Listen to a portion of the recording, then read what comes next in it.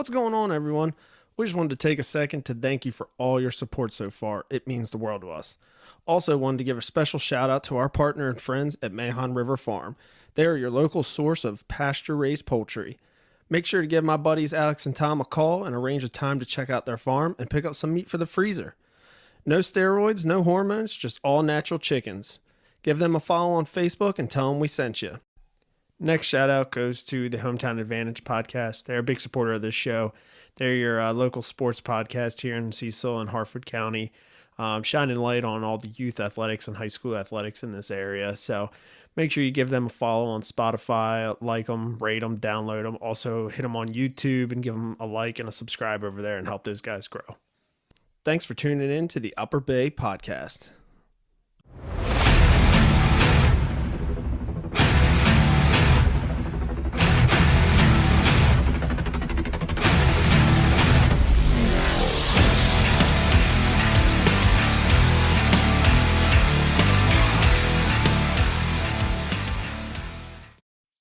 What's going on, everybody? It's Upper Bay Podcast. We're back for another good episode. You can find us on Spotify and YouTube. If you find us on there and you like what you hear, please give us a like, a rating, a follow. If you're on YouTube, please hit that subscribe button. We're growing, but we were growing really fast, and then we kind of slowed down a little bit. I'd like to pick that up again. And if you guys have any suggestions on people you want to see on or who you want to hear from, please let us know. Shoot us a message. We're open to anybody. So today we have a Mr. Travis Frank in the house, and this is a guy you are going to want to keep in your back pocket throughout the season because he is a deer tracker with his dogs. What's going on, buddy? Not much. Thanks for having me. Yeah, absolutely. Thanks for coming in. So how did you get started in all this? Give us a little background on, your history with your dogs and how you came about to tracking deer. It started, I'm in a club down on the Lower Shore, okay. And I've kind of would always get the call to tag along when the deer didn't drop. And one particular track down there, finding bones, so we're thinking shoulder involvement, and I'm crawling on my hands and knees for about 1.5 miles trying to track this deer. And a hot, sweaty, tick mess. It's early season, and so it's done that track, and I'm done with this. I gotta find a dog. And so we started looking up breeds, and that's kind of really what got me into it. Gotcha. I was like, I'm tired of doing this on my hands and knees. That dog's nose is going to be better in my eyes. Yeah, absolutely. And have you hunted your entire life? Do you come from a hunting background? I didn't grow up hunting. I grew up more fishing. Okay. And then when I got married, my wife's father was a big time hunter. Gotcha. And so he kind of got me into that addiction. Right. And been hunting. Let's say, it's been 20 plus years now. Wow. So I enjoy it. Yeah. And I try to get in the woods as much as I can, but now running these dogs, right. It's pretty much anytime I climb my stands, by the time I get settled, my phone's ringing. I was going to bring that up because I've heard some of the other dog tracker guys talk on some other platforms and stuff. And that's what it sounds like. It's like, they love to hunt, but it's like, you don't have much time. You're working. Yeah, I do a fair amount because my oldest son's getting into hunting right now. He really, he's got the bug for bow and things. Nice. And so, I'll put it on, if we're going hunting, I'm hunting with him. Right. It's like, all right, we're not working that week because we're not going to work the dogs. Yeah. And so I try to put some structure into that, but more often than not, I enjoy the tracking end of it more than hunting. I'll kill enough deer to fill my freezer in the year, and more than enough, I get bigger rush finding these deer for other people. Yeah, that's awesome, man. And it's good to set aside time for your family and be able to turn it off, turn off the work side. Yep. Because and I may be wrong here, but I'm assuming that's not your main career. No, there is unless you're going to go into owning a kennel and, gotcha. Like having other people ship their dogs cross country to you to train their dogs and do obedience stuff and breed on the side. This is pretty much nobody's full-time gig. It's I get it. Yeah. Cause, where my dog came from, he's a really good lab trainer and obedience too. And that's it's not his full-time thing either, but he does offer you can come on the weekends and leave your dogs for obedience and stuff like that. And it's kind of where I've learned to, train my dog for, waterfowl and stuff like that. And it's the same thing too.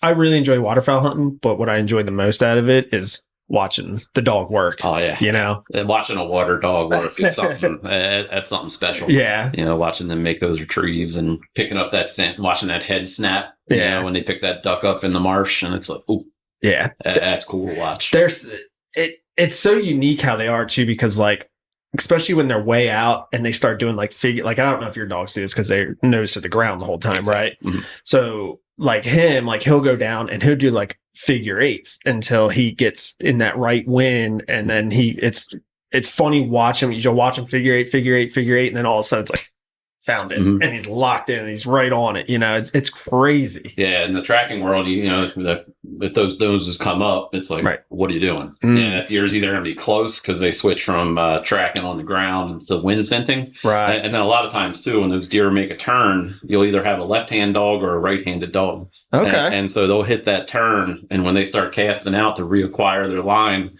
a lot of times in practice, you'll start learning like, oh, my dog goes left. Gotcha. And so my primary, my 3-year-old Bavarian, she's a left-handed dog. Okay. My 1-year-old Bloodhound's a right-handed dog. She'll go right at a turn and try to reacquire the line, and the Bavarian just circles to the left. Interesting. Not a foolproof tell, but right. That's like they're pretty consistent now to do that. They have their own little personalities. That's pretty cool. Yeah. So how did you learn how to train your dogs? And you can talk a little bit, like what species your dogs are and and how you do all that as well. Yeah. So the 2 dogs I have, I've got Denali, and that's where we're on my Facebook page. We're under the dog. It's Oak Hills Denali. You can find us there. I'm always trying to post about training, trying to keep up with what we're doing in the woods training wise. And during the season, I try to keep up to date on tracks and non-recoveries and recoveries, just kind of seeing the ups and downs of the season for us. Right. So Denali is a 3-year-old Bavarian mountain hound. Okay. Not a very common dog in the States. Yeah. They come out of Germany. I got her from a breeder down in North Carolina who has bred some really phenomenal tracking dogs across the country. So the Bavarians right now are pretty much a strictly tracking breed in the States. Okay. They do not make great pets. They need to work. So 3 months out of the year, she's really great. We're in the woods. We're working. 9 months out of the year, she's a bit of a headache. But no, they're great dogs. Right. They got great noses, really good cold noses. And then Brandy is my 1-year-old bloodhound. Okay. I picked her up out of a friend in Tennessee, Johnson City. And, she's working. She's got a really good nose to her. It's interesting to see the 2 different types. As bloodhounds, they just nose down, bulldoze through the woods, right. Running in the sticks, running in the trees, just following that nose. And the Bavarian's much more cerebral. Gotcha. She'll hit a thicket and she'll work around it. She'll try to find a path. Right. Instead of having to go through all the nasty stuff, she'll go around and pick the scent back up on the other side where the bloodhound's just going to go straight through. Yeah, that's. I was going to ask if there was like a challenge in trying to train the 2 different breeds. The training aspect generally is the same. Okay. There are certain differences between the breeds and different styles and the way they work and speed. The friends that run labs for blood tracking, and they're fast. Right. It's hard to slow a lab down. Right. Whereas sometimes you'll see people run the little Teckles, wire-hair Dachshunds, which are phenomenal tracking dogs. They all have their little quirks and different ways how they work. Yeah. But in terms of the training, the United Blood Trackers Association is a big kind of countrywide. Actually, there's a tracker in a judge in Luxembourg, so they actually can say they're international. But they got a really good network of seminars and symposiums that they put on around the country. And, a lot of good info out there. Yeah. And so and there's a really good book called Born to Track. That kind of is like the tracker's Bible that lays everything out for you. And so I kind of green to it. I picked that up and read the book cover to cover a couple times, and then went out, started collecting parts. We collect livers, hide, hooves, blood, And really in that training process to kind of simplify it, you start these puppies as early as you can. Even Denali's breeder started them with playing with deer parts when they before their eyes were even open. They were playing with stuff in the kennel just to get them cued in on that deer scent. Right. But you start with dragging a liver through the yard. You just do a straight line liver drag and let it age 20, 30 minutes for a young pup and see if they pick up that trail and leave a hunk of liver reward at the end.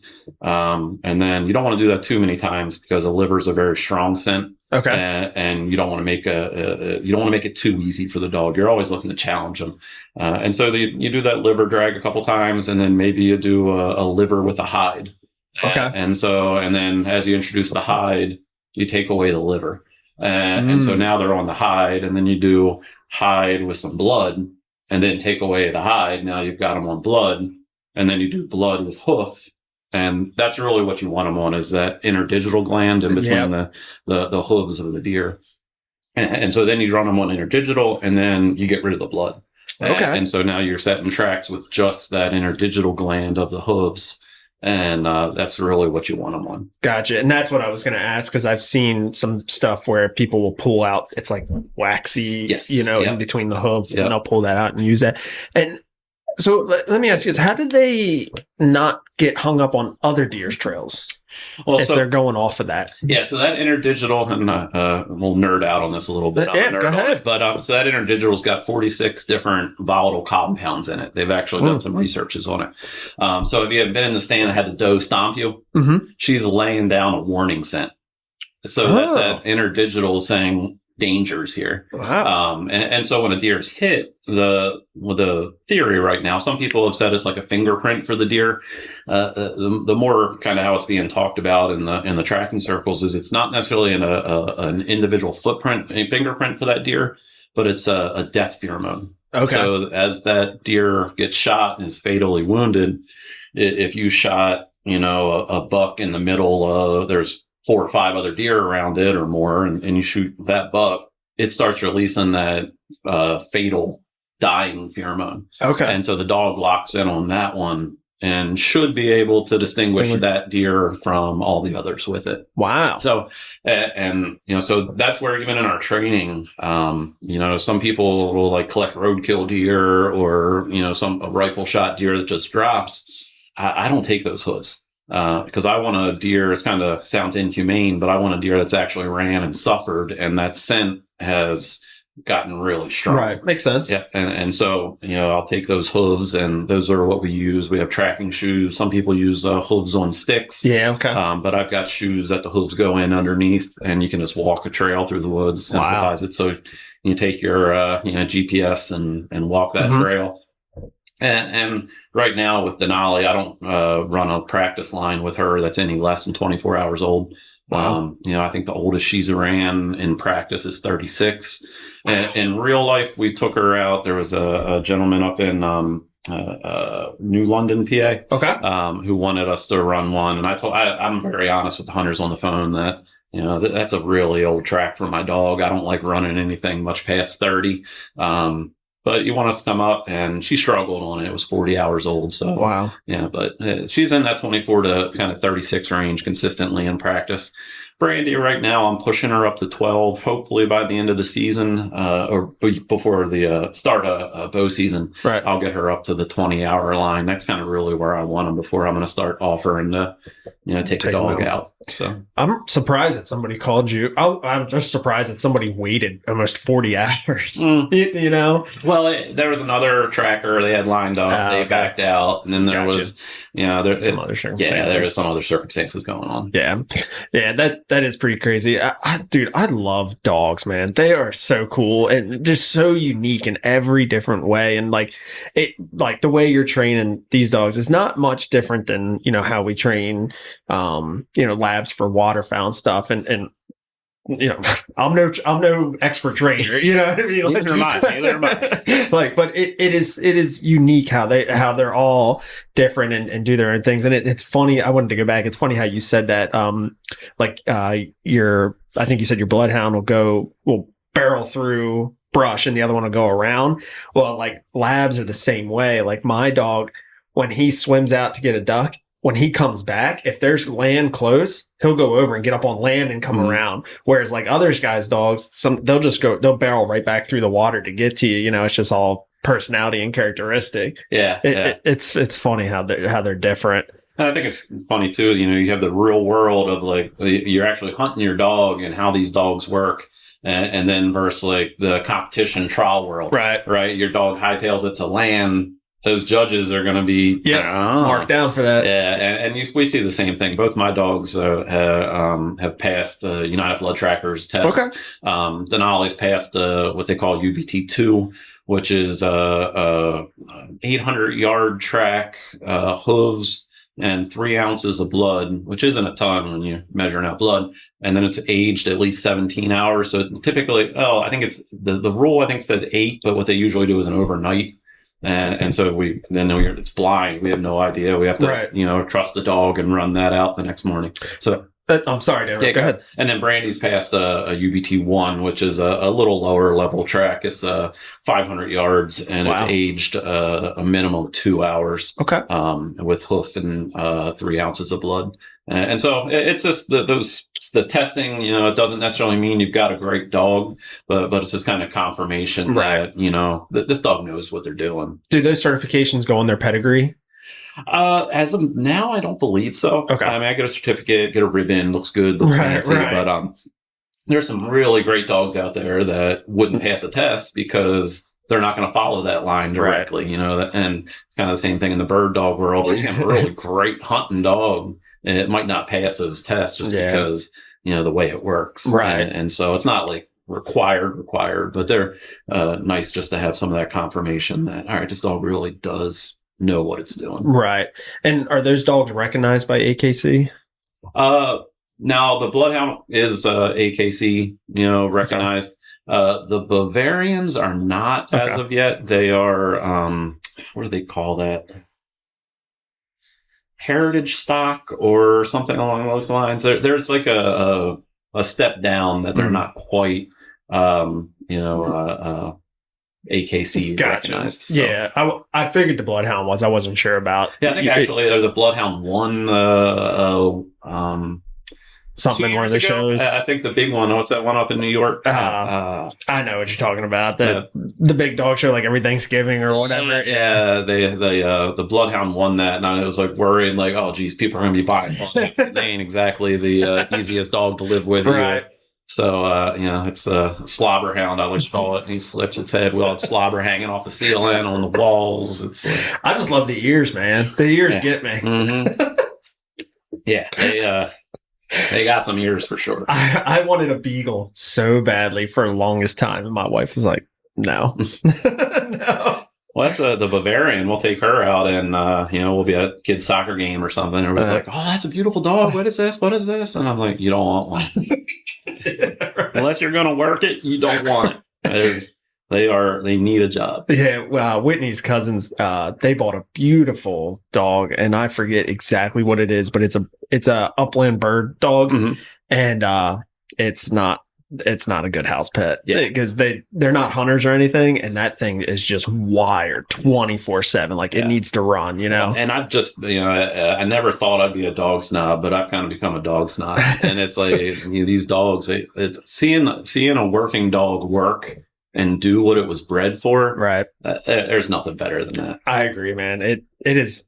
It's fun. And like you said, like you like watching the track more. And like I said, when I'm waterfowl hunting, I love watching that dog work, man. Just love watching that excitement in them.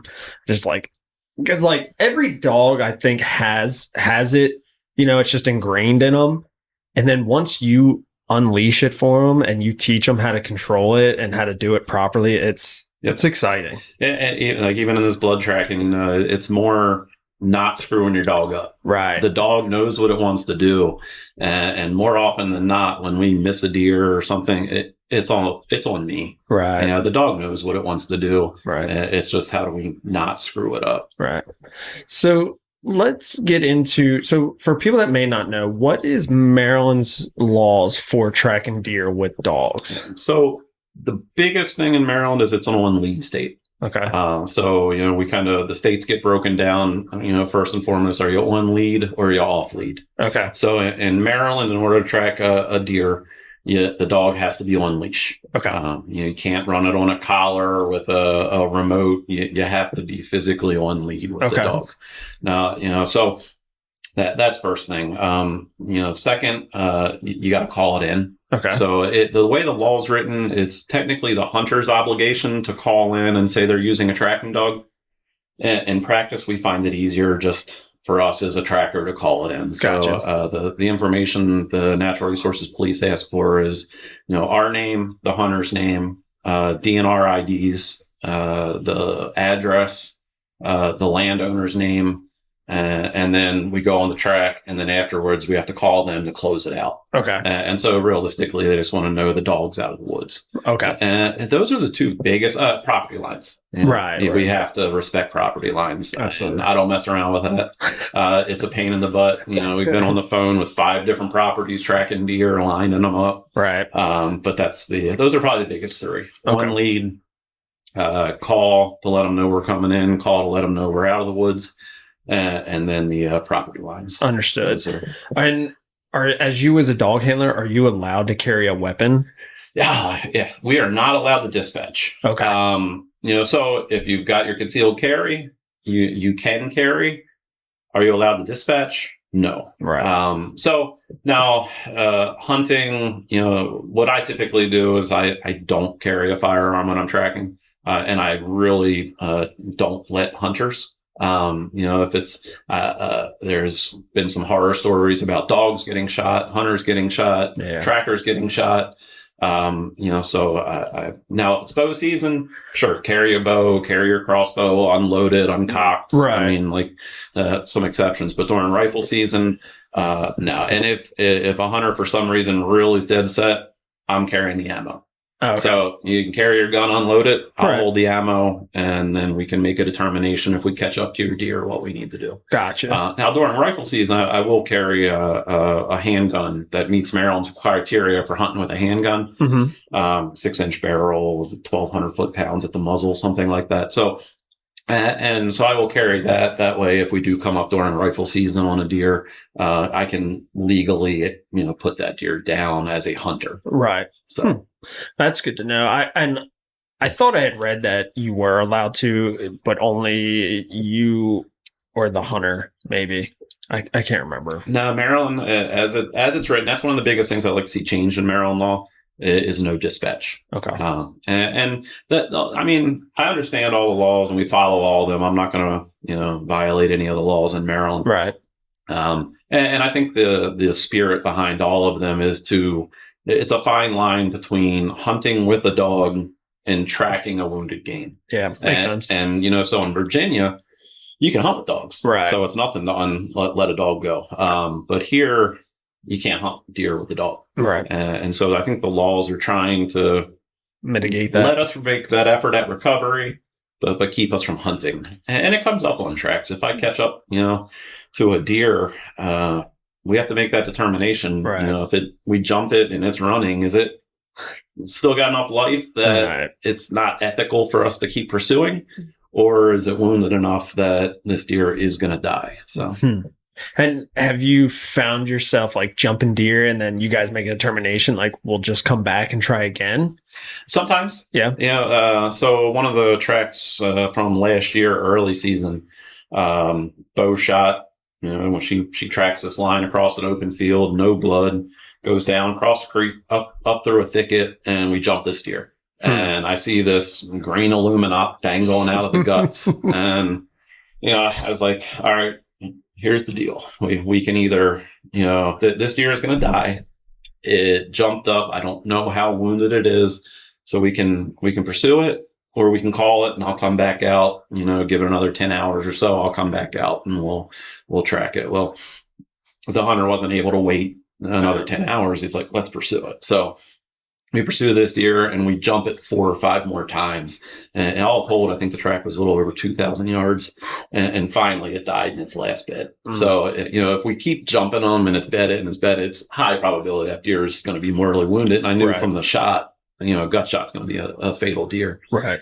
So now contrast that on another one where a guy in my club shot one that was in the shoulder, had a big hunk of bone at the hit site. I'm like, man, this is not good. And, so we start tracking that deer, and we wind up jumping it. And, it actually, in this situation, is kind of weird that there was a property, another landowner who was smoking a cigarette outside, who happened to catch it, see it, and videoed it on her cell phone. And so we come out of the woods trying to find this deer. And I saw it was moving good. And she comes over and is like, y'all looking for that deer? Yeah. And she's like, video. And so we come over, we look at the video, and we can just see its left leg's tucked up under, and it's moving good. Right. And at that point, I look at the hunter, and look, we're going to call this right here because, I don't know if we're going to catch up to your deer again. Right. And two, from that video, it doesn't look like a fatal shot. So I have a good chance, we're going to see a 3-legged deer running around. How many tracks total do you have under your belt with your dogs? And I'll get into why I'm asking that too. So we are right now, Brandy, I haven't tracked for the public with her. Okay. I'm still working. She's not exactly where I want yet. This season we will. She'll be there by the beginning of September. Okay. So we will get her on some real tracks. Denali, I believe we are over 65, I think. This is our 3rd year tracking. So okay. I think we've taken 65. I used to have a notebook, but somebody stole my tracking vest with all my supplies in it. And I lost flashlights. I lost all sorts of stuff. But the journal that I kept all my tracks in, that's the most important. But I think we're about 65 tracks. So the reason I asked that, and that seems like a lot to me. I mean, I don't know, but it seems like a lot. I mean, there's some guys that are running 100 a year. Oh, wow. My day job just doesn't afford it. So, I track when I can. Right. And so I like to be, I want to up that this season. I'm hopefully going to be in that 50 to 60 in the season range. That's where I'm looking to be. Right. But yeah, it's a grind. Once the season starts, the phone doesn't stop ringing. Sleep becomes premium because we do a lot of tracking at night, early mornings, especially on public. I don't like to track during the daytime in public, just out of respect for the other hunters, not to, mess up hunts for them, but also, I don't want to get shot and running through the woods so, I try to track at night on the public. I bet gun season gets sketchy. Because, you're wearing orange. Does the dog have to wear orange? Well, the dog does not, but we have orange vests. Yeah, so they're pretty visible. Because I could see how some guys would see something running through a woods real quick, and... Well, and people just get ticked. Right. And there's some people out there who'll just get ticked, so they'll shoot the dog. And it's like, I'm not putting my dogs in that situation. Right. My safety and the dog safety always comes first. Yeah, absolutely. But the reason I was asking about the hours is because I was curious, when you get these calls, are you going through a set list of questions and then if they tell you, hey, it was hit here at this many hours ago, can you determine over that phone call, hey, I've from your past experience tracking, I've tracked one like this before, we need to wait X more hours or we're not going to find it at all? Absolutely. And that's where being a part of a group, Blood Tracking Dogs in Maryland helps out, because I'll call Darren, I'll call AJ, I'll call Casey, I'll call all sorts, and all right, what do you guys think? And together collectively, we're getting 1,000 calls a season collectively as a group. And so over the years, it's, we've just started to be able to compile, and across the country, the tracking group's pretty close knit. And so, we just could start compiling what is, going to be more likely to be fatal, what's not. So, right. Yeah, we'll go through, if you call a tracker, they're going to go through a set line of questions. Okay. What was the weapon? A tree stand, ground blind. If you're in a tree, how high? From your recollection, where do you think you hit the deer? Right. What was the deer's reaction? Did you get, if it's bow, did you get pass through? Did you get non-pass through? What's the arrow smell like? What's the blood look like? Send us pictures, send us video if you got it. Right. So we're asking a lot of how far did you track it? How many people tracked it with you? How much of a grid search did you do? Because that's a really difficult thing for the dogs to work out. Okay. So there's a lot of questions that we'll ask. Now, at the end of the day, if a hunter says, I got the arrow broke, I've got, 2 inches of penetration, I've got, majority of my arrow back, the odds of us recovering that deer, most likely you hit it in the shoulder. Right. And the odds of us recovering that deer are not good. I'll come out and run it. I always offer, I'm going to come out if you want me to come out. But, right. I just kind of honest with what the expectations are. Yeah. And usually the dog will tell me, Denali will run one. If it's a shoulder shot, she'll run it out, 400 or 500 yards. And then she just kind of looks back at me like, what are we doing? and because she don't want to waste her time. Right. And so the dog's reaction can kind of tell me. Yeah. And that's usually a fairly, either that dog deer is going to show back up or it's just going to be a non-fatal. And sometimes it's nice to have that confirmation that it's a non-fatal shot. Right.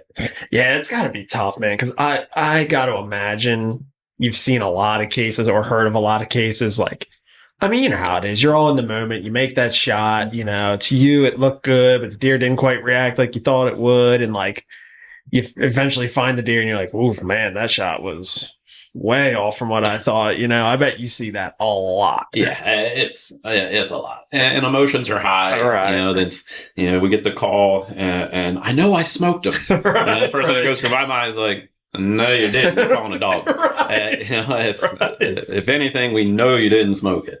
Every now and then you do, and it just jumps into something, or it's like a buck of a lifetime, and like you just want to be certain that you're going to find it. So, at times it does. Like people smoke them, and actually you did. Right. But that's not necessarily common. So I always will try to start talking to hunters about all like kind of the options, and I start rolling things out. It's like, all right, we're 600 yards into a track. You didn't get heart. Right. The likelihood that you got both lungs goes way down. Are we talking liver? Are we talking something farther back? And a lot of times, those I smoked them and we're not finding. And a lot of times those wind up being liver shot. Right. It doesn't take to be very far back on deer's anatomy before you're punching through liver. Right. So yeah, that's a. I learned that the hard way this year. Is I shot one and it was like right at dark, and he was quartering towards me a lot more than I thought. Mm-hmm. And I put it behind the shoulder, and to me at that time I was like, oh, that was a good shot. He ran probably 100 yards and he stopped in the field, and he just stood there forever and then walked out. And I kind of knew from that reaction that it wasn't where I thought it was, and I tracked it I actually had coming back the next day and finding it pretty far away. And when I had found him, it went in good, but because he was quartering so hard, it had that hard angle, and it only clipped one lung, and it hit liver, and some gut too on the exit wound, and it all made sense. It was a good learning lesson. Well, and it's they're almost never perfectly broadside. Right. It looks broadside, but there's that little angle. Yeah. The angles make all the difference. And even I think I saw on the Facebook page somebody was talking about hunting 30 feet up into on a saddle. Right. And it's like, yeah, you're going to get a lot more deer come through you because you're so high. But you really got to be careful with your angles. Right. And the margin of error becomes a little less. So, yeah, those angles play a lot. Those quarter two shots, they're tough. Yeah. It's almost, I wouldn't say impossible, but really difficult to get two lungs on a quarter two. Yeah. And you oftentimes, and that's, bread and butter for trackers are gut shots because the intestines will plug the hole and you don't have any blood to find, but there's a ton of scent for those dogs to see. And those gut shots are trackers' bread and butter. And if they don't jump them, typically it's 250, 300 yard track and you're going to come up on a dead deer.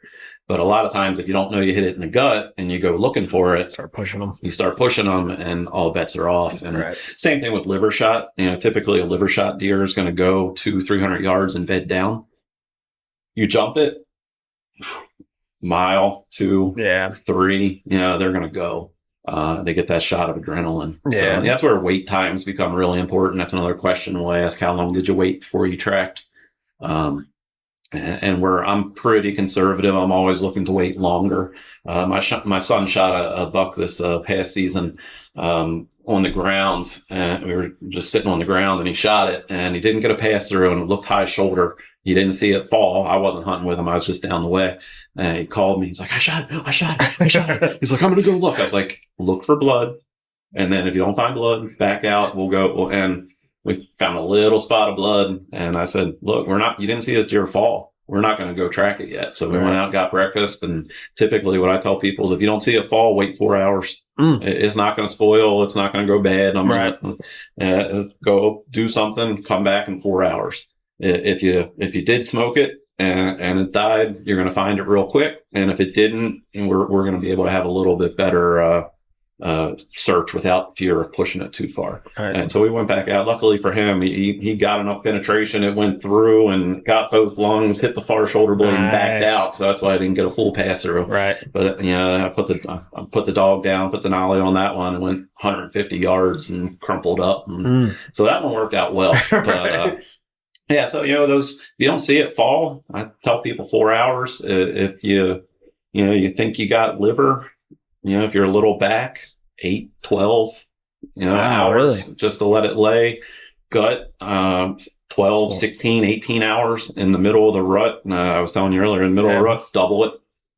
Just these animals are tough during the rut, and dead deer don't move. So, if it dies in 12 hours and we're coming out at 16, it ain't going anywhere. But if we come out at 10 and it needs 12, we're going to push that deer, jump it, and the odds of us recovering it can go way down.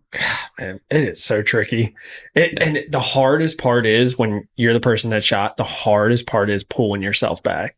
Because like that deer for me this year, and I'm pretty good about it, but the whole time I was like, hey, should I back out? Well, let me just go a little bit further. Should I back out? I'll just go a little bit further, And it was the perfect scenario of all the things happening because I did come back so far and go through gut, it wasn't bleeding much because the gut plugged up that exit hole, so he was only dripping out a little bit of the front. Yep. And it was the same thing. Like I trailed it for too long. I was definitely bumping him out of beds. And then, it was middle of the night before I backed out. And, I pushed him probably 2 miles, maybe something like that. And it's just, I should have known better. Yeah, you're in the moment. Adrenaline's pumping. You want to find this deer. You see blood. It's like, oh, there's blood. There's blood. There's blood. And it's like, the blood also tells you a lot too, though. Right. Is it starting to dry up? Is it fresh? Is it a little bit older? Kind of learning to read all that sign on the blood. And sometimes, if I know it's middle of the night and I see we're pushing fresh red blood, and for Denali, her tell too is she'll pick up pace. She typically tracks very slow, sometimes painfully slow. But if she picks up pace and we're on blood, I can pretty much tell you that deer's still alive, without doubt. And I'll say, let's wait. Let's let this deer expire. We got a blood trail. Let's wait. So some hunters want to, some other hunters want to keep pushing. Right. But when I really know we're pushing, we're coming up on property lines, we don't have permission, I'm going to call it there. I'm going to say, we're going to back out, get your property. I'll come back tomorrow morning. Typically, she's right. Yeah. Dog ain't wrong too many times. That's why it's so important to understand your animal. And you, like you said, like when she starts picking up pace, you know, or when she turns around and looks at you, what they're thinking. It's important, man.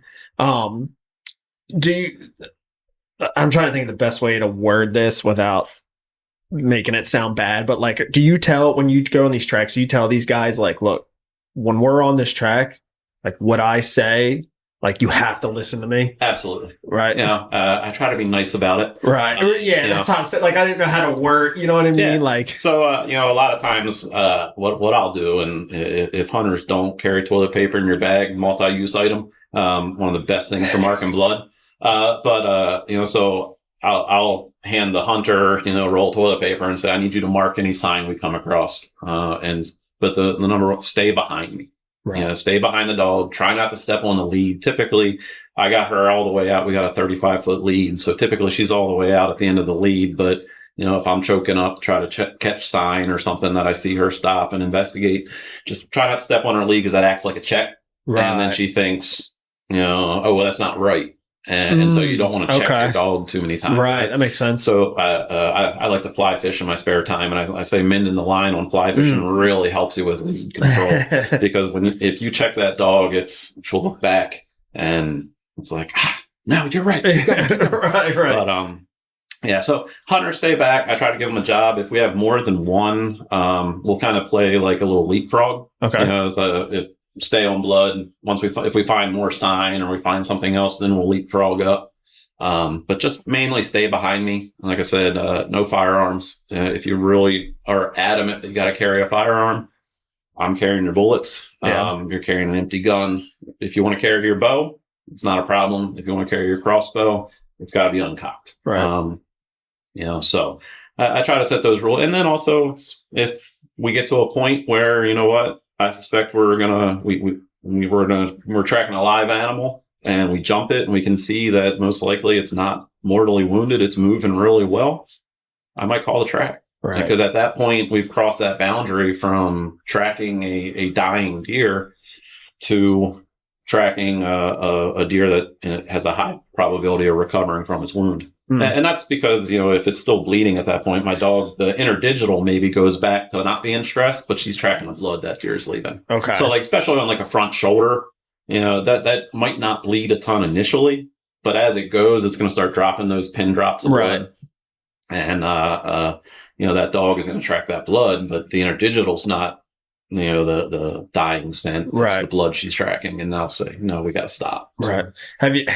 Have you ever had anybody have you had an experience where, look, man, I think, this deer is going to live. We should back out. And you kind of get the person that's like, well, look, man, let's keep going. I'm paying you to be here. Let's keep going. Yeah. I mean, if the dog is working, if she seems like she's still working, to be honest, the ones we don't recover are the hardest work. I bet. We're out there. We're going back to blood. We might be, 800-900 yards down a trail with no confirmation, and I'm starting to lose a little faith. We'll go back to the hit site and we'll restart. And so we'll be out there, 4 hours, 5 hours on a suspected, the shot's questionable, right? But we're going to do everything we can.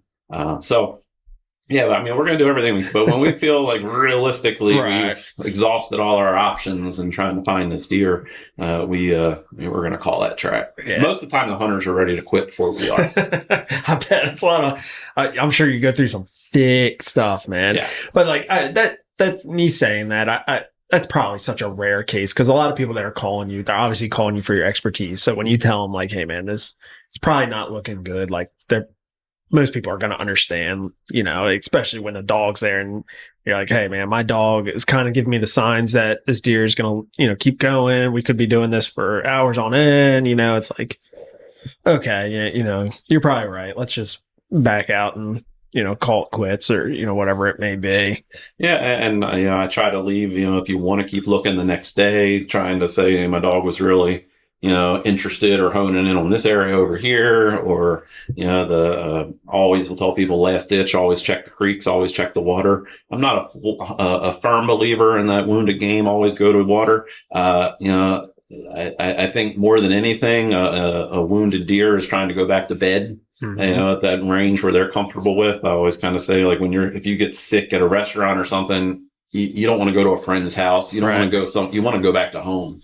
And so these injured deer, I think more than often are trying to get back home. Yeah. And so if there's water on the way, they might stop and get a drink, and that's just where they go. Or if you're in a area that's got some terrain, some hills and things, they're hurt. They're going to start going downhill just because they're wounded. It's the path of least resistance.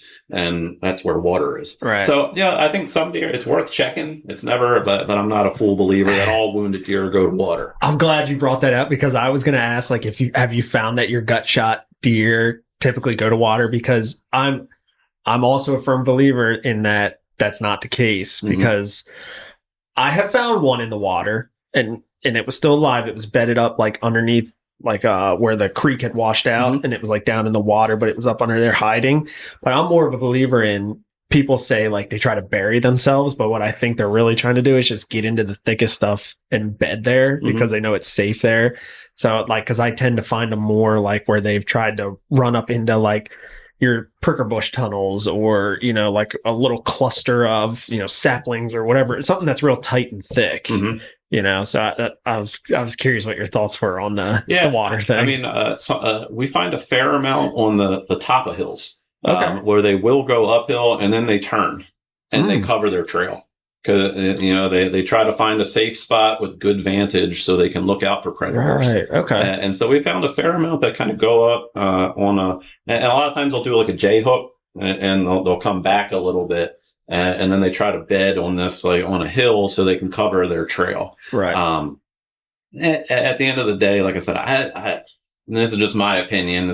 Right. I think they're really trying to get back to their home bed. Yeah. Which sometimes in the rut, it can be so difficult, because if you get a buck that's wandering, like he's searching for a doe, he might range well out of his home territory. Right. And then when he gets shot, he wants to go back to his home territory.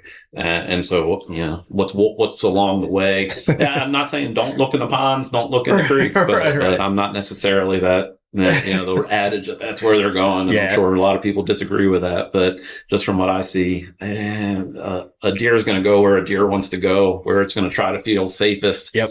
And, you know, I completely agree. I think that whole thing is just kind of coincidence. Like you're saying, like a lot of times, like the path of least resistance is usually there's water there, you know, because like, you know, these bottoms are a little bit more open, or the ravines are a little bit more open, or, you know, whatever it might be. And I think it just happens where, you know, they die or try to swim across and they die or whatever it might be, you know.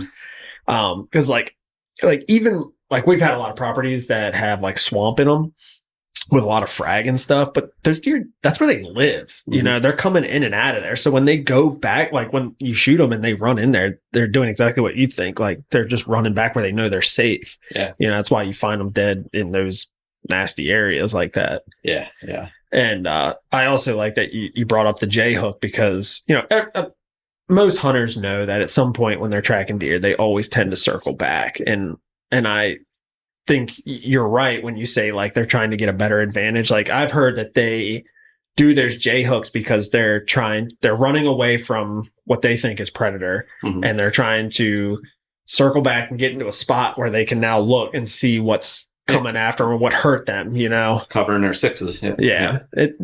They're astonishing animals, man. They do some incredible things. Yeah. We've had some that they do their best to elude you for sure, and the dog. Right. And you know, it's just you think about like what they have to an injured deer has to contend with in nature, where the coyotes or know, the predators are after them. You know, and that's why, you know, I really try to encourage those wait times, because you know, a jump deer, you think about, our dogs are operating just like a coyote would for the most part. You know, they either are going to wind scent them, or they're going to pick up that interdigital blood trail.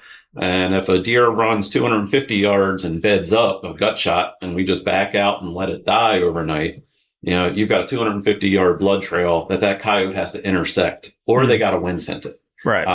But if you go out and look too soon and you push it, and that 250 yards turns into a mile, now that coyote has a mile-long blood trail to intersect in the middle of the woods.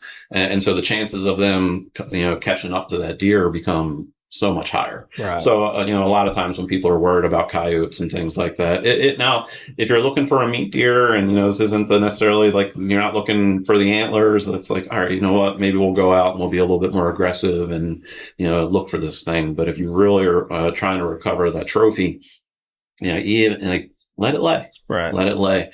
And because if you push it, now you've got a mile-long trail that the coyotes can follow over 250 yards. So I'll say just leave your jacket at the bottom of the stand, or at last blood. Leave your jacket, leave some gloves out there, put a lot of human scent down. And if that coyote intersects that trail, they hit that human scent, you know, the hope is they're like, well, I'm getting out of here. Yeah. There's three things I'd like to cover just based off of that. So first, while I'm thinking of it, I like what you said about leaving some human scent. So my neighbor deer hunts a lot, and in an area where he deer hunts, a lot of foxes. And just in the time of him letting the deer lay and going back to his truck to pull the truck down to get it, he said the foxes would get on it and eat the butt out of it real quick. And he's like, what do I do? And I said the same thing. I'm like, well, when you find it, leave all your stuff there with it, because once they smell you, like, they're not going to come anywhere near it. Yep.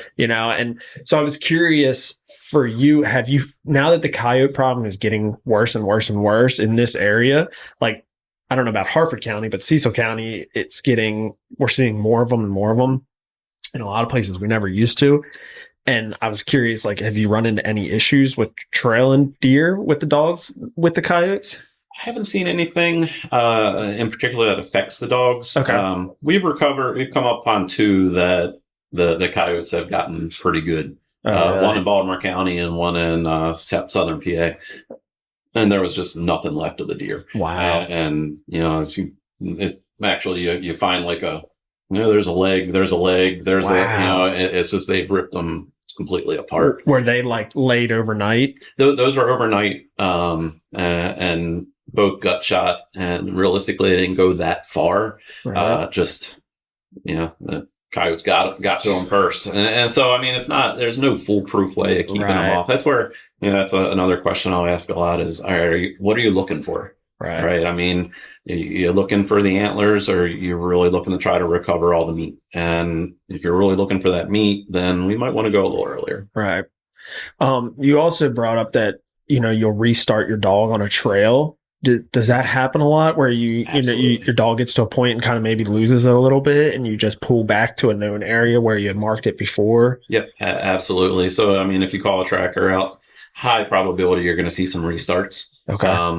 And sometimes it's us losing a little bit of faith in the dog. We're not liking how it's working as a handler. And so we'll call back. That's why we try to mark all the blood. Any sign we have, we'll try to mark it. Okay. But a lot of times it's not going to frustrate the dog. If they know if they're on the right trail, they'll go right back and do the same trail again. Gotcha. And so it also offers us some confirmation, because if we're going, 500-600 yards past the last blood on that interdigital scent, it's like we might start losing, like, what's going on here? Right. And then we can go back and restart, and we're going to run that same 500 yards again. We're like, all right, she's on this. Let's keep going. So interesting. There probably isn't, but is there any specific number of times where you've seen, like, okay, we've restarted this trail 3 times and now they're starting to pick up on it? Or is it more just like, all right, let's just restart this one time. Let's gather our stuff here and give the dog a minute, and they usually get right back on it? Yeah. Not a ton of rhyme or reason on that. Right. We've done ones where, especially if it's like a long car ride, if we've been an hour and a half, 2 hours in the truck, and, she hits the line and she's all full of energy. She might blow past a turn or something at the beginning. So sometimes that'll happen, and we'll do a couple of restarts at the beginning of a track. Sometimes it's in the middle. It's not a ton of rhyme or reason. We've had a few that are just kind of, hit all the turns, and there's the deer, and we're in and out in like 15 minutes. Those are, but those are the nice ones. yeah, those are like, I might actually get some sleep tonight. I didn't even break a sweat. Yeah, right. So, but so it's all part of the process, and being able to restart these dogs, and so. Yeah, that's awesome. I bet your dogs get fired up. Like when my dog knows we're going like duck hunting or goose hunting, like he gets fired. How it, like, all excited, everything's moving, they're in the kennel moving, and then you get out there and they're doing the zoomies and all kinds of stuff. I bet that it's fun for them. Yeah, and I that's where I like a little bit of a long walk in. I don't like the ones where we can drive the truck right up to the hit site and drop her right out of the truck and we're working. I like where we got a little bit of time to let her get burn some energy, get some scent, just kind of get it familiar with the scent that's around. Yeah. And, being able to, just get acclimated to the woods a little bit. Now, Denali, she'll get antsy when the phone rings at 10 o'clock at night. Like, she knows what's up with that. She knows what that means. Yeah, that's awesome. Yeah. So, she's like, oh, there's nobody calling him at 10 o'clock at night. Right. So, yeah, that's awesome, man. They said it before. I love dogs, man. They're so cool. I gotta ask this because you brought up, like, is it for meat or is it for antlers? How many people are calling for doe tracks? Typically, if it's a doe track, there's something meaningful about it. Okay. And now I will track anything. Right.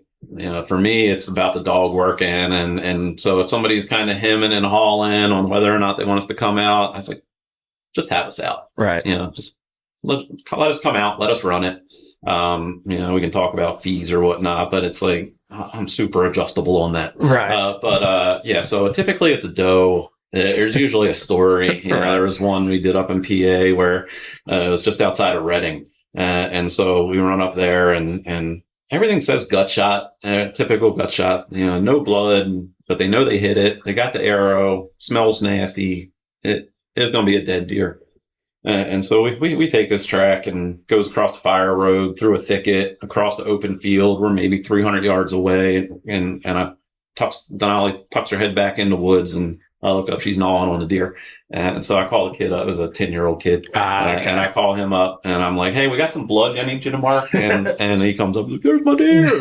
And the dad comes running up, starts crying. And I'm like, oh, what's up with this? And so, he backs out and he's like, the boy's grandfather had passed away a couple months ago, and it was, the grandfather left him the crossbow, and then it was the first deer since and I'm like, that makes sense. Get it? Yeah. Yeah. So a lot of times the does almost have a better story to them, right? In terms of the sentimentality of it, or it's for a kid, and right. It's for a kid. I'm not charging for a kid. Right. A lot of times, let me get the hooves, let me get the liver, let me get some parts, and I'll be more than happy with that. Yeah, that's awesome, man. I just. That is awesome that you get to do a lot of like meaningful stuff like that, because I'm sure you'd probably get a few calls from some new hunters, young kids, or on youth day or whatever. Everybody makes mistakes and it happens, but I just figured that a lot of people are like, they're trailing does for a little bit and they're like, oh well. Yeah, well, and I appreciate those calls, because right. That's my mind. It's our responsibility. You're taking an animal's life. You should be doing everything you can, whether Absolutely. It's a doe or a buck of a lifetime, to honor the animal and recover it. Right. And dog's just a part of that. Yeah. So. Yeah. We know. I mean, my group that I hunt with, I've been hunting with the same group of guys since I started when I was a little kid, and my dad, hunted with them before that. But, that's one thing we pride ourselves on, is we never give up, dude. Like unless we know, like, we've only had one instance where we hit a deer and we backed out because, just didn't feel right or whatever, and like kind of figured it lived. And then 4 hours later, you're getting a picture of it on your trail camera and it's still walking perfectly fine, And it's like, outside of that, like, we'll do whatever it takes to, to find them. And I think you should, like you said, like you owe it to the animal to do that. And like, I'll always say, I talked about grid searches a little bit being tough for the dog. The dog's not the last resort. Right.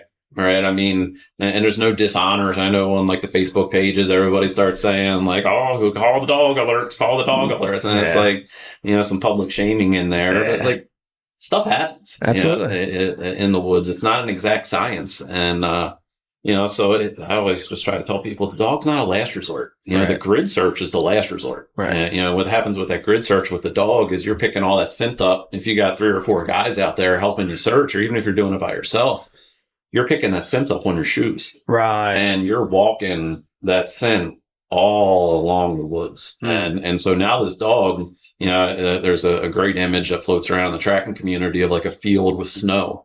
And if you can picture that, if you walk one trail through that snow, it's very easy to see where that trail went. Right. But now you go play a game of snow football on that field and you're walking all around. That's what the dog's trying to interpret. Right. So we actually will, for Denali to kind of simulate that, we'll run tracks across the soccer field. Oh, wow. And then let the kids go play on it. Nice. And then afterwards, like, run her across to let her try to work that out.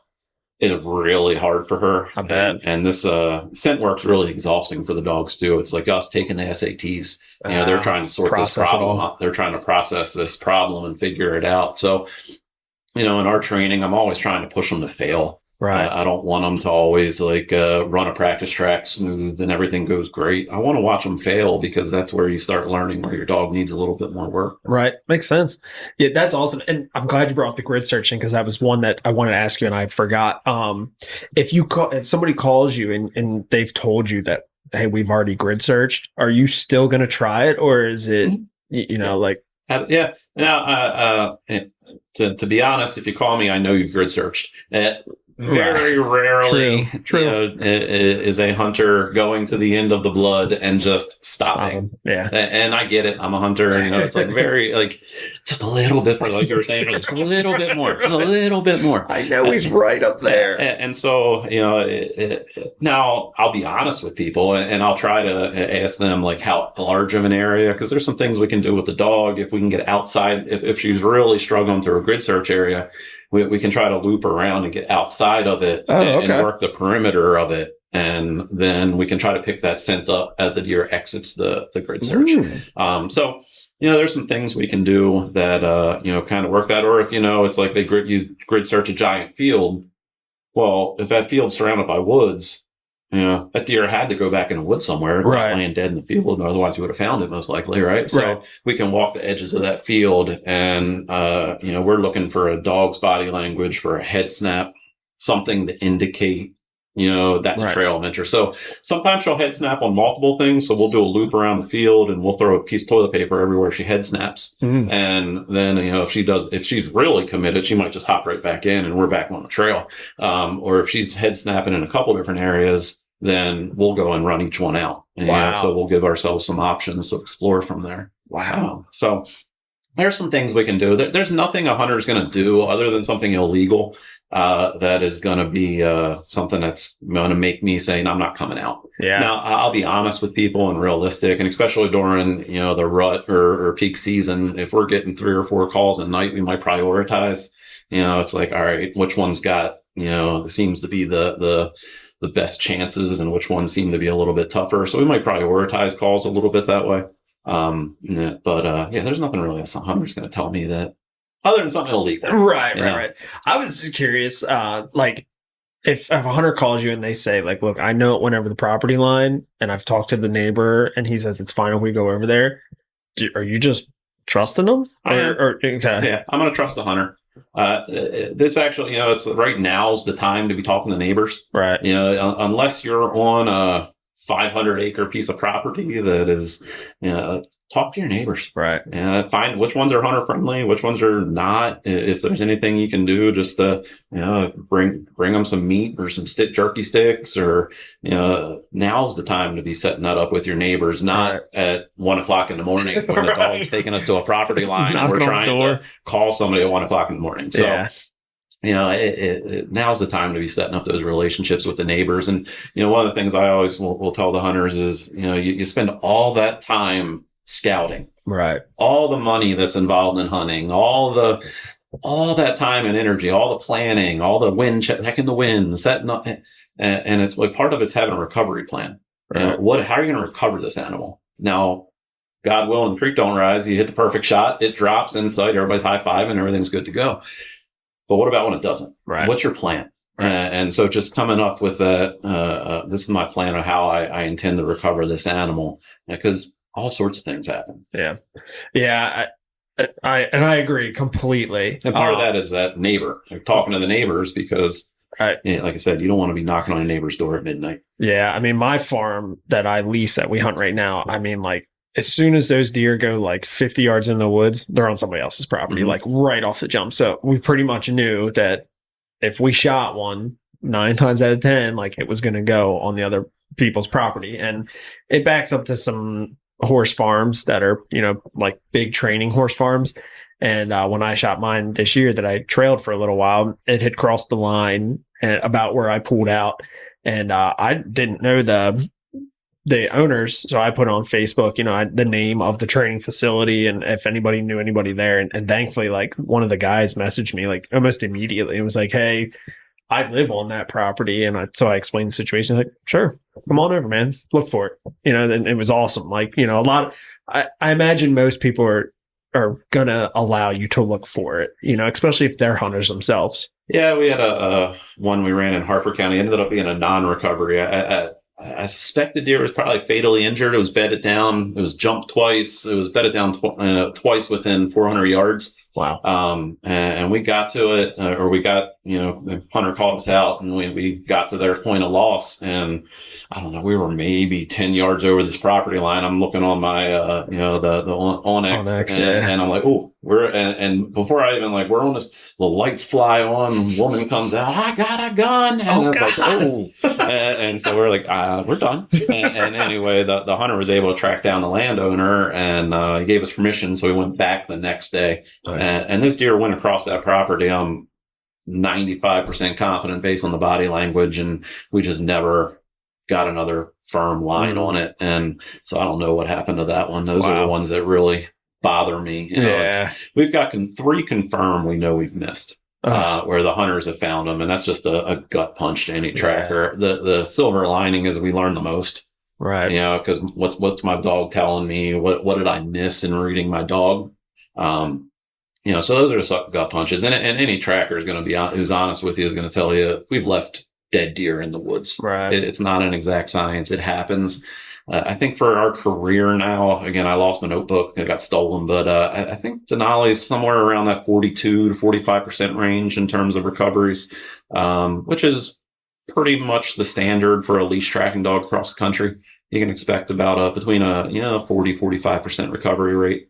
So if you think it was off leash, they'd find more? Absolutely. Absolutely. Yeah. The southern states where you can run off lead, the recovery rates go up to like 70%. Wow. Or higher. The dogs can catch up. They can bay the deer. They can stop the deer. It's really hard to bay a deer on lead. Right. And so, those southern states where you can run off lead, your percentages are going to go way up. Have you ever had any issues with the dog getting right up to a deer and it jumping up and, squaring off with the dog? We haven't had, there's a ton of stories about that. And there's usually a couple dogs a year are going to die getting gored. So especially running off lead, they'll catch up to them and you're not there to help control the situation. We had one this past season down on the shore, and, this is one of the ones the guy wasn't sure. He's kind of him and hawing whether he wanted us out. Blah, blah. So my typical fee is what I say is $100 to show up and $100 if we find the deer. Okay. And so, it's like he's hemming and hawing. I'm like, look, it was a rifle shot. I'm going to go run rifle shots because there's not too many options. Right. You're either not dead or it's going to be dead right there. Right. I mean, rifles they're a little different game than archery. Right. It's like, and so we run this out. We're about 850 yards in, and again in a nasty thicket on the shore, and I can't see the dog. Next thing you know, I hear this commotion in front of me, and finally I get to a spot that I can see, and she's got this deer by the hindquarter. It's kicking her. Oh gosh! And I yank her off, and like finally we're able to get a final round in it. But I mean, it was like I just hear this commotion, and she's happy as can be, holding on, getting kicked, and it's like, ooh. Good Lord! Yeah. Oh yeah. I heard, I listened to another podcast with a deer tracker, and one of his things was what he told these hunters, look, when we find the deer, like, let my dog have its moment with it. Yeah, is that similar to what you do? I let them get they worked hard. They need a reward, let them get to it. Denali's hit or miss. She'll sometimes start gnawing on them. Typically they're going to go to she's going to go inspect the entry or the exit, whatever's kind of laying her foot is out, and lick it and pull on it. Right. Sometimes she'll go up and start burying it. It's kind of that resource guarding. Yeah. Like, I found this, let me bury it. But I just tell the hunters just to be safe, let her, she's never bit anybody. She's never been aggressive towards people. She'll resource guard with other dogs, but never with people. So, but that's a pretty safe standard thing for to tell hunters, or if hunters get a tracker out, is just until the hunter says, "Come up and get your deer." Yeah. Let them. That's the dog's deer in their mind. They just found that, and they don't know it's yours. Right. And so let them see what they do, and then typically pull the dog out, and then let the hunter take care of it. And a lot of times, what I'll ask hunters to do is just cut the tongue off and throw the tongue to the dog. Twofold. Wow. One, it makes for much better pictures, and so you don't have those pictures with the deer's tongue hanging out. Yeah. And two, it'll distract the dog. So you just cut the tongue off, throw it to the dog, let them start gnawing on it, and they usually are distracted, so you can do whatever you want with your deer at that point. Yeah, that's pretty cool. I guess I never understood like what exactly the dog was doing where you couldn't go up to it, but that makes sense that some dogs are taking a bite or there's absolutely. I know some people across the country whose dogs will tear you apart if you got up there and tried to get that deer before and didn't give the dog its space. Wow. I kind of lucked out. Denali's like super mellow with that, so she'll but I still just have a preponderance of caution. Just Right. when we find this, let her have her minute with it, and then you can go up and get your deer. Yeah. And I mean, the hunter's got to realize too, like, like it's their reward. Like they put in all that work. They need to celebrate somehow. Yeah. At the end of all our practice lines, there's a hide and liver. So when we set a practice line in the off season, at the end of everyone, there's hide and liver. So they're expecting a reward at the end of it. Yeah. Nah, that's awesome, man. God, dogs are so cool. I love it, dude. I love it. What if you had to pick best weather condition scenario for tracking? What would it be? Because I've heard two different answers in other things before. I'll do the opposite first. Okay. The worst tracking conditions: hot, dry, windy. Okay. The absolute worst. The scent just all early season. Yeah, the scent doesn't stay. It'll go into the dry ground, especially like on the eastern shore, the sandy soil that just sucks that scent right into the sand if it's dry. Wow. And then just that wind will play havoc, especially when it's hot and dry and that scent's evaporating. So in early season, depending on the weather, like the weather we've been having now, where I'm not running a dog in the middle of the day. Right. You couldn't pay me enough money to come out and run my dog in 90-degree heat. Right. It's just not going to happen. Yeah. I'll at night, early morning when it's a little cooler, sure, but I'm not going to run a dog in this heat. Right. So early season, sometimes I try to stick to nighttime tracks. And the dog doesn't care. They don't care what they're smelling. They don't care whether they can see if it's night or not. Actually, I think sometimes it removes the human element tracking at night because I can't see. I'm not trying to, there's a deer trail. There's a deer trail. There's a deer trail. Right. I'm just I got to trust the dog. Right. That's the number one thing is trust the dog in this game. But, so best conditions, damp, wet, rain. And everybody's like, the rain's going to wash away the blood. I'm like, good. Right. All that rain is doing is freshening all the scent. And that interdigital gland, which is what our dogs are really trained to track, is a wax. It doesn't wash away. So makes sense. It's a waxy substance. So the rain's not going to move that. Now, if we get 6 inches of rain and, some massive storm, of course it's going to wash it away. Right. And a lot of times it doesn't wash it away, especially if you have terrain. That deer maybe was 100 yards up the hill. And all that heavy rain did was move everything down 100 yards. Okay. And so it just washed that scent down. Yeah. But there's usually scent there. So a light drizzle, perfect money. And hunters like, it's going to wash away. No, it's not. It refreshes the scent. And so wet conditions are great to track in. Even snow.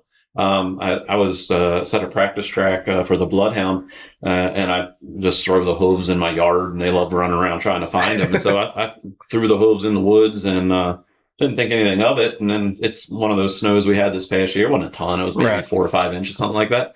And I look over and the dog's chewing something. She went and found that hoof under 5 inches of snow. Snow doesn't bother them. What can be tough is ice. Okay. Or a heavy frost in the morning, because now that scent gets locked into the ice, and either you got to wait till it thaws out. We ran one with Denali like that up in northern Baltimore County, where we got out there and that ground was rock hard, and she looked like she had no idea what she was doing. Really? Totally clueless, just wandering around through a field. Wow. I was like, this isn't right. Let's go back to the truck. So we go back to the truck, let the sun come up, burns the frost off, everything gets a little softer. Right to it. Right up. Wow. And so it's that ice really can play and track havoc. So wet conditions, love it. Yeah. Love it. That's what I've heard. And it goes against everything because people always tell you, as a hunter, people always tell you, once the rain comes, it washes your scent away. But if you talk to any deer tracker, it freshens the scent back up. No, once it doesn't, it washes what we see away. Right. But the dog doesn't need to see anything. Yeah. It freshens that scent up. So. And I'm actually surprised about the heat because, you would think something dead or bloody or whatever in this kind of conditions, heat would make it stink. Well, if you're wind scenting. Right. All right. So now, if it is hot, and sometimes as a last ditch, if we have a suspected line of travel, we'll play that wind. So if we're really struggling and we think, all right, well, you know what, this deer's bedding area is in, we'll stop and look on X, and if this deer's bedding area is here, all right, what direction is this wind? Let's go loop around, and then I'll look for my dog lifting its head up. Wow. And seeing if it's going to wind scent something. That's kind of a Hail Mary at that point, right? But especially like you said, when it's hot, if it's putting out a lot of scent, then there's a good chance you might wind scent it. Yeah, that's pretty cool. That I knew that. I heard a couple other deer talk about the rain, so I knew that was probably we love the deal. But the rain, and now October's perfect, man. It rains all the time. Denali hates the water, but she'll track in the rain. Wow, she's not a swimmer. She can swim. She hates it, and it's also actually beneficial because on a track, if she goes to a stream, I can 99% guarantee you that's where that deer went. Wow. Because she's not getting wet unless she's tracking a deer. So we did one where she jumped the creek and, she was milling as a Cecil County deer. She jumped this creek and she was milling around. We worked for like an hour in this site that was maybe 40 yards wide, and there was tallow on the ground. I was like, this doesn't make any sense. And then finally she backtracks like 5 yards up across the creek again. And I was like, look, she went across this creek on her own. This deer went this way. And, sure as shit, there was a little drop of blood on the other side of that creek, like 5 yards up from where it initially crossed. And, from there it was maybe another 100 yards, and this deer was tucked up under a bank, like you said, yours was. Yeah. And, it ended up, it had been shot previously, brisket shot. That's where all the tallow was coming from. Oh, wow. And then this guy's shot was the liver and the gut. But it's like reading my dog, like she crossed that creek twice. She ain't doing that for fun. Right. And she's only getting wet if there's deer. So in that way, it's kind of nice that she's not a big swimmer. But, yeah. Yeah, that's awesome. Man, that's a tough deer there. Good Lord. Shot twice. Yeah. Whew. What did was the brisket shot like an old wound?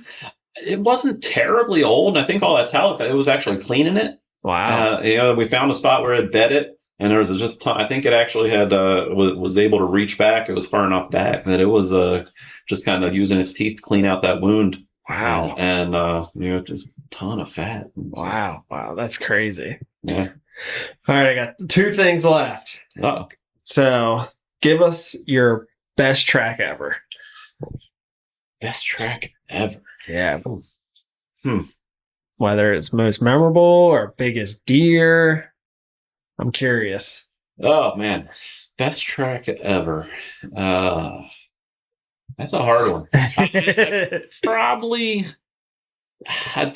say if I had I guess what's frustrating is some of the best dog work is in non-recoveries, and where we'll track a deer and it goes, we're out there 2 miles and we find blood, but it's like this deer is most likely not gonna, and so it's like some of those are some of like the best dog work is on the non-recoveries. Makes sense. I'd probably say though, like memorable track, we got to stick to a recovery. I would say it's probably one we ran in PA towards the end of last season. It might just be because it's more recent, but this deer was actually shot twice. The hunter shot it once and slug gun 20 gauge shot it, and jumped up, ran away, and then when he went to look for blood, he saw it still standing there, so he shot it again.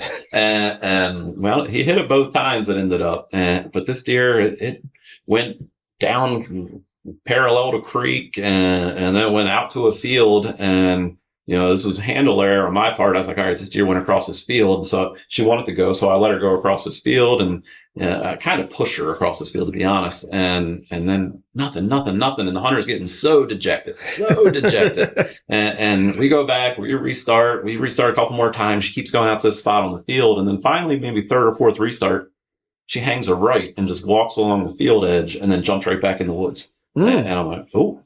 Okay, so I follow her and we go up and then we jump a doe, and I'm like, oh gosh, she's tracking a live thing, and but the doe didn't phase her. She didn't even look at this doe. She jumped up. Wow. And then she kept going. Next thing you know, we see this white belly laying about another.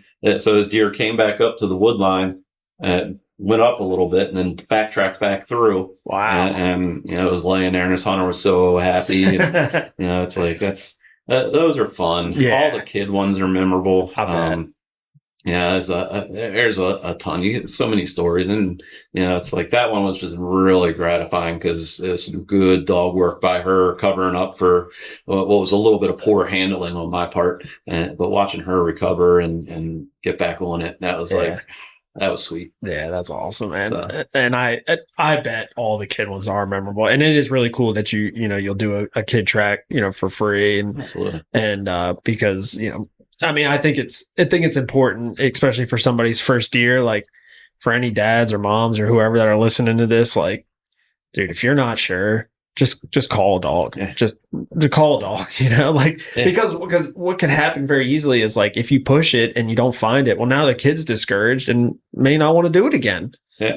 Especially if they're really young or whatever it may be, and that's not what we want. If we want this thing to continue to grow for future generations, like we need to do everything to, show these kids the proper way to do it and to give them the excitement while they're doing it and ultimately give them a trophy at the end of the day. Well, that's I make it a mission that no matter what we're doing, if we're looking like we're going to make a recovery, or it's looking more and more like it's going to be a non-recovery, one of my biggest goals is just education. Right.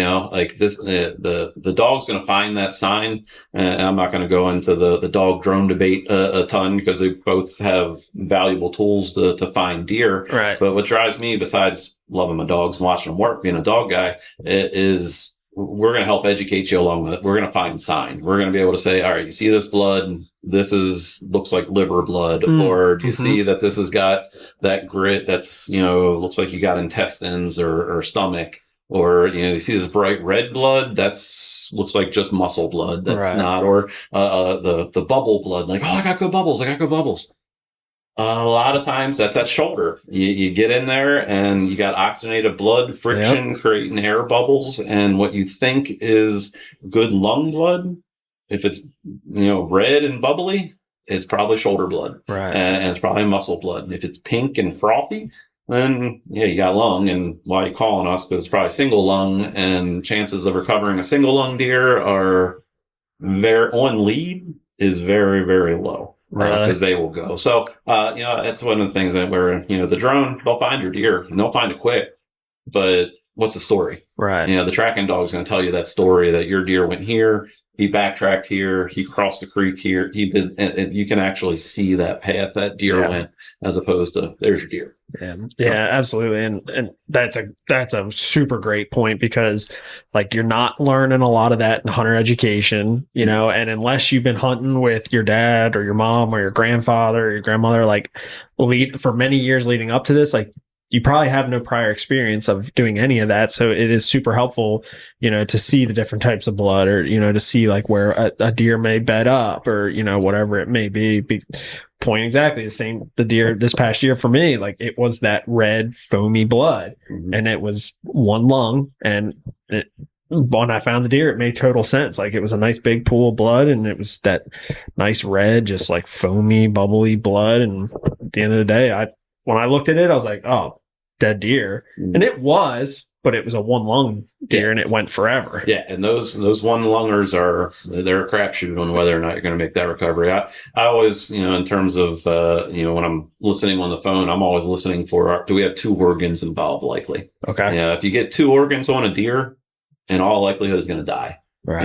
And so, it's really hard to get pure liver without getting stomach or gut or a lung. If you get two lungs, dead deer. Heart, lung, dead deer. So did we get two organs? So those single lungs, those hearts start sinking. And that's where I'm really honest with people. The odds of recovering a single lung deer, I'll go if you really want me to go. But the recovery rates, have we recovered a single lung? I don't think we have. It's tough, because in all likelihood, it's your story where you're going to find it yourself, right? Or it's going to be a rough go of it, and then they can actually live.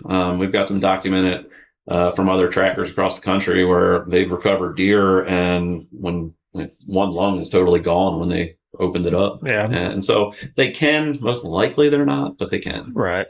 I mean. They survive a lot of different things that I can't tell you. Like we've had several does that we've killed over the years, and skin them and everything, and you find other people's broadheadism and all kinds of different stuff, man. Yeah. Well, and to that point, what makes those tough, even on a single lung that might die, what'll happen is they'll run out to however many yards, and then they calm down. And now that interdigital scent, that pheromone goes from a dying scent to I'm calm. Calm, yeah. And so they don't know they're going to die anymore. Right. And now that's where the dog will hit that last trail and like, what are we doing? Because they've hit that spot and that interdigital scent has now come to just a regular deer in the woods and they're not going to follow it. And I think it's important in doing like when you're on the phone with these guys and you're telling them like, look, our odds are slim. It's important to be truthful and, because a lot of hunters are going to just appreciate that second opinion, because they've probably already called, their buddy or their dad or whoever. And they're, everybody's hyping you up. Oh yeah, dead deer, let's go find him, and then they call you and you're like, look, probably not going to find him. Like, okay, like, thank you. They appreciate you being honest and appreciate that second opinion. And, you're going to know best because you have the most experience. You've seen how they deer react to certain hits. Yeah, like I said, as a group, we're getting so many calls and all the trackers, we all share, right. What's the outcome, this shot, that shot. We'll kind of talk it out amongst each other. And that is like invaluable because we're dealing with more deer in a season than people are going to kill in a lifetime. Right. And just that knowledge base can be really, really helpful. Yeah, that's awesome. Well, the last thing I have is if somebody wants to get in this, and I'm not trying to give more competition for you, but if somebody was interested in, either starting or has dogs and just not sure how to train or whatever, where would you point them in the right direction for resources or groups or whatever? Well, so the two big national organizations is United Blood Trackers. Okay. And then the other one is the American Blood Trackers Association. So both of those groups are great, very knowledgeable people, the really great people. And so there's seminars that go on throughout the country. Okay. Some of them aren't always close. So we've traveled to Michigan, to Alabama, and to Illinois to attend some of these dog events and for testing events and things. And we've met some phenomenal trackers across the country doing that. And so there's a chance to get to an event. The events are great, whether you're a tracker or just a hunter. There's actually the American Blood Trackers Association is actually going to be having one not far, Bird in Hand, Pennsylvania, I believe. And I think it's August 24th. They're doing an event up there. Okay. And that's actually a no dog event. And it's actually meant for hunters and dog handlers, just about knowledge and information and things. So yeah, that's awesome. Trying to attend an event can be great. Talk to a tracker. Yeah. I'm always open. If somebody wants to talk tracking, I'm more than happy to talk tracking. Or if you want to come out, watch us work on a practice track. If you want to come out on a real track, you always got to get the hunter's permission if I'm going to drag anybody else out. It's up to the hunter. But talk to a tracker. Most of us are generally pretty approachable. We get more tracks than we can handle. Right. It's not, it does the competition stuff sets in. Yeah, but that's like anything. My buck's bigger than yours. My bass is bigger than, that stuff always is going to creep into it among outdoorsmen. But, right. More than anything, it's just being able to do it and that connection with people, and then just the connection you get with your dog. And just the main reason we've got a group is to make sure we're just having, good dogs come out. So if sometimes you'll call a tracker and you'll get, it's a household dog. Well, he found my gut shot deer last year. Well, yeah, you should find your gut shot deer. It's what about when it's a little tougher track? Right. And so we're just trying to, vet, make sure you're going to get, when you call a tracker out, and because everybody charges something a little different, but when you get a tracker out, you're getting a dog that knows what they're doing. Cool. So that's a good place to start. And then I think I mentioned is it Born to Track? Is it Born to Track? I think it's the name of that book. Okay. Or Tracking Dogs for Wounded Deer. That's the name of the book. Okay. That's out of the founder of United Blood Trackers wrote that. And like I said, that's the tracking Bible. It's a great book full of a ton of information on, the different breeds for tracking, the training, getting them in, how the deer react, shot placements, and it's kind of the tracker's Bible. Kind of like a field guide. Yeah. And it's a very phenomenal book in terms of just getting oriented to this kind of, the tracking deal. Very cool. So And for hunters, is there a website that lists outside of Facebook? Because I mean, obviously, a lot of people are finding you through Facebook, Yep. but is there a website hunters can go to with a list of dog trackers in the area? Yep, the United Blood Trackers. I think it's unitedbloodtrackers.org. Okay. And there's a Find a Tracker button. Okay. And so you can click that Find a Tracker, and it'll give you the tracker that's kind of closest to you geographically. Okay. And then you can kind of call. And kind of go down the list, and on there they've got a differentiation of dogs that have passed their test. But like I said earlier, not every dog doesn't just because you have a dog doesn't pass the test doesn't necessarily mean it's the best field dog. And Right. Some great field dogs don't test well, Right. So but they've got that if your dog has on their record as passing a test, that'll be on there. Okay. And then more locally, our group is just Blood Tracking Dogs of Maryland. And their webpage or Facebook page. And you can kind of look at us through there. The one thing we do ask in the middle of the season, before if you can save our numbers now. Right. If you post to the Facebook page or you post the message, there's high probability we're out tracking. Right. And we might not see it, or by the time we see it, we're not able to get to you. Or, I've seen things where I've been out on a track and there's somebody posted the page and it's like, I was 5 minutes away, but now I just drove an hour back home. Right, it's like just logistically not going to be feasible. So, right. Just try to give us a call directly. Put your numbers in the phone now so you're prepared for, when the season comes. Okay. And for you specifically, where can people find you? I don't know if you want to throw your phone number out there now. Sure. So like I said, I'm on Facebook under my dog. It's Oak Hills Denali. Okay. Friend me on there. I keep up with trying to post our trainings and our tracks throughout the season. And then, or you can just call me directly. It's 443-310-9050. Cool. And that's my number. If you just got questions, I've got some people that I've tracked for that, they'll still be in the stand and say, here's the situation. This is what's going on. I'm like, go find your deer. It's dead. and we just kind of, I always say phone calls are free. So it doesn't hurt anything to talk out a track. Awesome. And not by no means is this always an exact science. But, right. We're going to give you our best thoughts on what's going on. Very cool. I've actually been enjoying your updates on Facebook of you training your dogs and doing some summer work. So yeah, this heat right now has been a little rough to get them out in, but it's been brutal. Yeah, we're doing. We got a lot more training to kind of get them ready to go for September. Very cool. Very cool. Well, awesome, man. This has been a really fun conversation. It's super educational for me, because I have no experience in this, and I'm sure a lot of listeners are going to like this one. So I really appreciate you driving up here and taking the time to hang with us. Not a problem. I appreciate you getting me on. It's always fun to sit here and talk tracking, and there's so many things about it and so many avenues to talk about. Right. Hopefully we got a little bit good kind of just synopsis of what it's like and what you can expect when you call a tracker. And I think what we should do is we should schedule another time, maybe February or so after the season, and we can really break down. We can spend some time really breaking down how the season went and some tracks and different scenarios and stuff like that. Because I think that would make for a really cool episode. For sure. To get into the nitty gritty of it. Yeah, and having them those fresh on my mind. So right. Absolutely. Yeah. So, well, cool, man. Do you have anything else you'd like to add? I just, like I said, try not, if the shot's questionable, give us a call. Okay. It's free, whether you get somebody's name off the United Blood Tracker site or, you call anybody on Blood Tracking Dogs of Maryland directly, or you call me directly. The phone call's not going to cost you anything. Right. And I've been known, the guys make fun of me. We tracked one on the shore this year for $50 in a case of Twisted Tea. So I am really flexible in terms of how you're going to the pay for that. And none of us are doing this as a full-time job. And more honestly, we lose money by the time away from family. It's wear and tear on trucks. It's not about a money making thing. It's about watching these dogs work and putting you in touch. And so any of those costs and fees just offset things. So don't make it it's not the last resort. Feel free to give us a call, and that's a great resource that, there's a lot of deer we put on tailgates that would otherwise go into waste. Absolutely. That's awesome, man. Sweet. Well, again, I really appreciate you coming up. And if anybody listening, that was Oak Hills Denali on Facebook.